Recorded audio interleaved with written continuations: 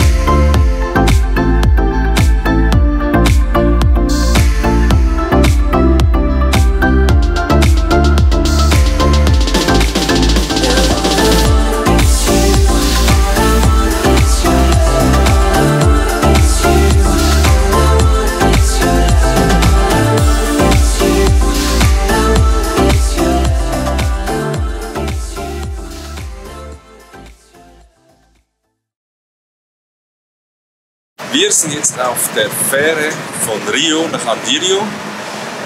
Man könnte auch mit der großen neuen Brücke fahren, das kostet 21 €. Und die Fähre kostet gerade mal 11 €. Fährt jede halbe Stunde ein. Uns fährt jede halbe Stunde eine. Ganz einfach, steht überall, wo man hinfahren muss. Man bezahlt auf dem Schiff, also man fährt drauf, bezahlt auf dem Schiff die 11 € und genießt die Aussicht.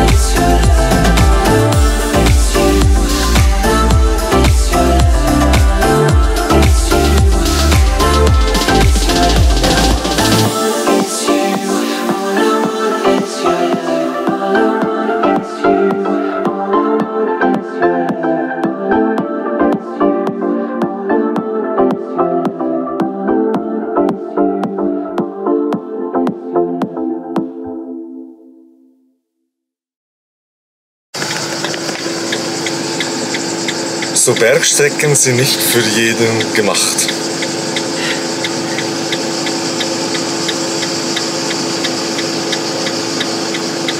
Aber es geht dir gleich wieder gut.